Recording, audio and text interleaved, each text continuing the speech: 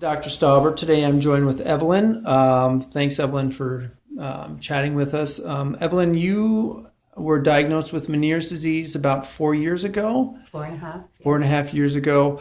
I'm just going to let you share a little bit about your story, and then I'll just ask you a few questions. And so why don't you go ahead and...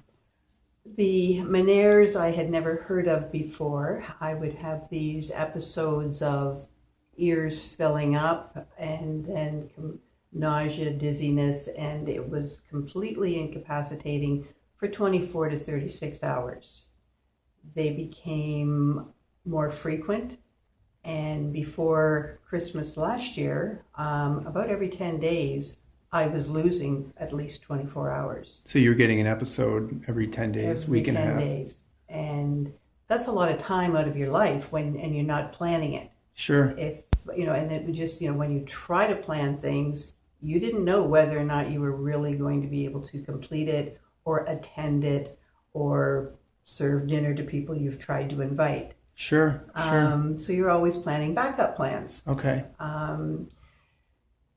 Going back to medical practitioner, which was, they really tried to help. I've had CT, I had MRI, I had hearing tests, nothing there that shouldn't have been. Yeah. And the only thing or the best thing they did for me was give me medication for the nausea, which actually gets prescribed to people in cancer treatment to help control that nausea. Okay. That was the only relief that was available because I wasn't as sick. Yeah. I didn't think that was a good solution. Okay.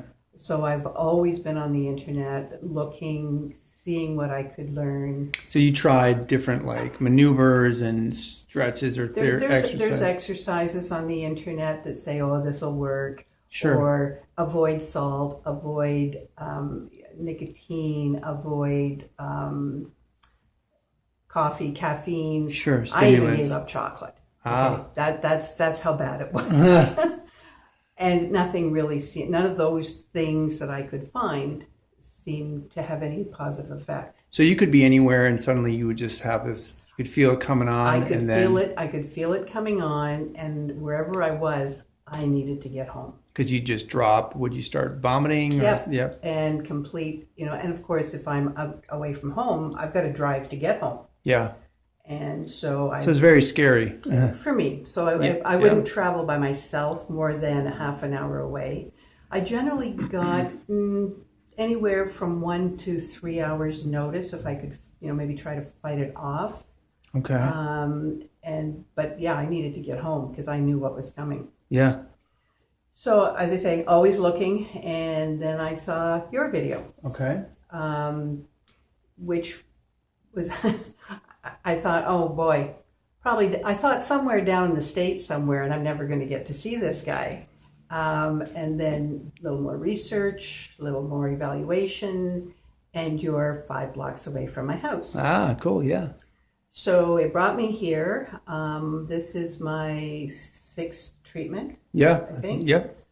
And I had an episode 10 days before I came here. Okay. I have had no episodes to this point. Awesome. This year is completely clear, 100%, hasn't been that way in years. Wow. And this year is almost completely clear, but it's certainly nothing that would set me off. Yeah. And that's great. So I'm pretty happy. I guess so, my family's very happy because they were all on standby. Sure. If I was having folks, I'm having lunch for 9 on Sunday. Yeah. And I would always have my sister, my daughter, you might have to come early. Yeah. Because I don't know. And that went on for over 4 years. Over 4 years. So it definitely affects your, self-esteem, your confidence, and your just ability to say, hey, I can do this. Yep. So you mentioned something, I think it was after the first session that you saw me and you said, oh my gosh, something just popped in my ear. After the first session this year, and I call it let go, like whatever, because it felt like, like a tube that was always filling up. Yeah. But it just, it popped. Yeah. like years ago, I might have experienced getting off an airplane, Yeah. that your ears would pop. You see, mine haven't done that in recent years. This one, I say, let go. Yeah, that's great. Yeah. That was wonderful. Well, you also shared something with me many, many years ago. You had a neck trauma. Let's just leave it at that. Where after that had happened, you got violently ill, you were spinning, and so two of the major things that we detected was basically an upper neck problem that has affected the sensors for your coordination, your balance, also controls things like the muscle tone within your system, the muscle tone that controls things around that eustachian tube. And so that's why typically people have that feeling of my ear just never lets go, never lets go. And once we start to change the structures there, but you also had some issues with the cranial bone and in your skull as well. So we've been working on those, and things are coming along really, really well. So you haven't had to take any medication? Nope. And tell me a little bit about the clarity you said you now have. Things are clear, or clearer. I've never had any hearing problems because they did test it, but things were routinely muffled. Yeah. And no more. Awesome. It's really quite wonderful. Yeah. I feel good. I feel like I can make a commitment and actually mean it. Yeah. So this is a fair bit of time between episodes, so I'm very encouraged. Yeah. And I'm really happy about what the future might bring. Yeah, and life goes on. It doesn't mean we're never going to have something in, but the deeper and deeper we can pull from this to clean up the initial injury and heal the tissue, the less likely you are to have an episode that may be, even mild, and hopefully they never happen again. But that's great. Yeah, you haven't had anything. Your head's feeling clear. What would you recommend individuals because there's a ton of people with Menieres disease, that headache, that lightheadedness, that dizziness, nausea.